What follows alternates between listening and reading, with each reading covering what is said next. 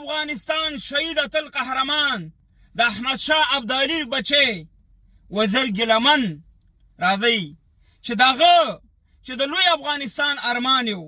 امو تر اباسي نه یو خاوره غوښته د هغې لپاره مبارزه کوله نقشې جوړې کوي او په هغه نقشه کې د وزیر ګیلمن عکس ولګوئ او په خپل په ټیک ټاک فیسبوک په څومره چې رسنۍ دي په دې کې شیر کوي ځکه وزیر ګیلمن اتل قهرمان شهید هغه لوی افغانستان غوښتو راځئ افغانان ورونو چې د وزیر ګیلمن دغه مبارزه په مخ کې ویسو که موږ کې وزیر ګیلمن نن نشته دی شهید شو خو الحمدلله د وزیر د ګیلمن د فکر د سوچ خاوندان په لر او بر افغان وطن کې ډیر دي راځئ دغه چټلستان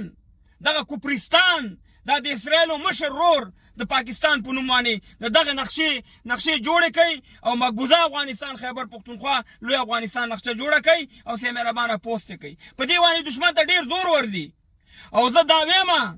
چې د وزیر ګیلمن بدل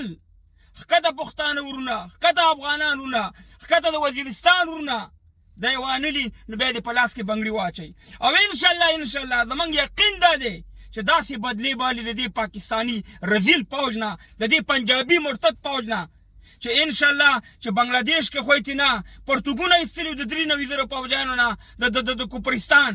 انشاءالله د دې نه به پرتګ به هم وباسو او کمیس به هم انشاءالله وباسو او په دې اټک باندې به وراړو او چې څوک د دې مرګړي کم پښتانه د دې فوج مرګړي د دې پاکستان مرګړي دا پاکستان مني دا پاکستان ریاست مني سه مهربانه په دې اټک باندې به لاو کو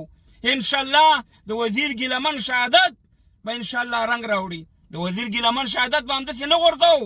انشاءالله دومره وزیر ګیلمن انشاءالله لرو چې د هغه د ورور خبره ده چې داسې نور وزیر ګیلمن انشاءالله چې په موږ کې شته دی د مشر ورور خبرې ده د وزیر ګیلمن نو انشاءالله دغه خبرې موږ له تقویت راکوي زنده باد ویم آفرین شه د دې په مور شه آفرین شه د دې په ورور شه آفرین د دې په فامیل شه او مورکۍ ته زموږ سپیشل سلام چې داسې اتل قهرمان یې راوړی چې ټوله دنیا هغه دی ورپسې جاړي او ټولې دنیا ارمان کوي او انشاءالله د دې ارمان به خیره پوره کوو او لوی افغانستان به جوړو او یو ځای کېږو به او دا پنجابک په انشاءالله پاټک ورړو د دې نقشې جوړې کړې د وزیر ګیلمن عکس پکې ولګوئ دا زما غوښتنه تاسو ټول افغانان او اخ وړل ورکې مې په ما خانه و ودانه و اخ وړل ورکې مې په ما خانه و ودانه و اوس به خواره شوي وي وخت وشو چې بې پلاره ده